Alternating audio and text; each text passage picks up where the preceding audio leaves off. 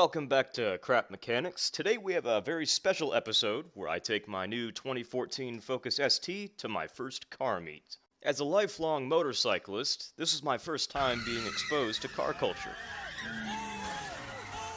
It was brought to my attention that I forgot some very important mods for my new car.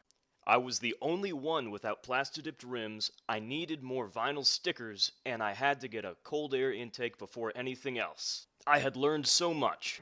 Great success. Let's get down to business. I begin by applying a durable single-stage rim-protecting paint, as well as some new vinyls to my windshield. It's time to shop for a cold air intake from a popular online Ford performance parts retailer. They want $300 for a cone filter, a charge pipe that does nothing, and a piece of plastic to shield from engine heat? Plastic? What a riff. That's like my entire week's paycheck at the Waffle House. Or one Friday night work in the corner of 5th and Main. Let's figure something else out. Begin by removing the 4 8mm screws holding your airbox lid on. Then, removing a hose clamp will release the air filter. The air intake pipes from the grill simply pop right out, and the air intake airbox adapter comes off with 2 8mm screws.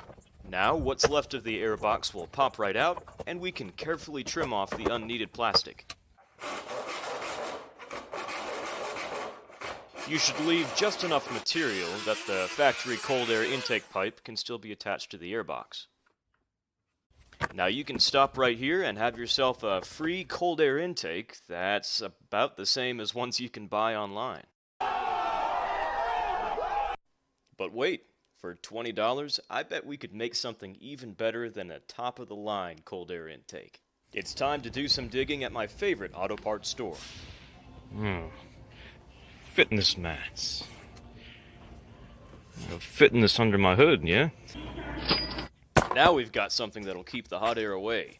I start by cutting a strip of it about the same width of my old airbox. I cut a notch in the heat shield to make sure that the stock cold air pipe has a place to go when I put the heat shield in with the air filter. Once I'm happy with the fitment, it's time to put on some finishing touches. I line the heat shield with aircraft-grade aluminum to reflect even more of the heat from the radiator and the engine. Then it's time for final installation. Be sure to tape off the terminals of your fuse box. Some careful finagling will allow you to put the heat shield between what's left of your airbox, the air filter, the fuse box in the back, the bumper in the front, and the frame on the side.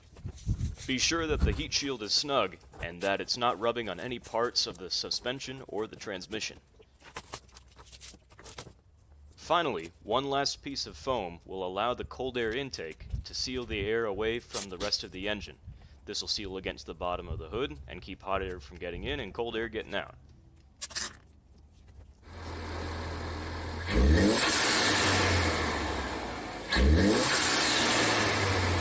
Sounds pretty good too. Here you can see how our cold air intake seals when the hood shuts. Fully warmed up. Old temperature up. 12 degrees above ambient. Alright, we're back warmed up again. Old's a little bit hotter this time, but we've only got a 6.4 degree difference. 6.4 degrees between ambient and charge air temperature. It was so stupid it had to work. Those were both taken after sitting at idle for 1 minute, so colder temperatures, more power. So damn frosty, the people like, damn, that's a cold ass Intake.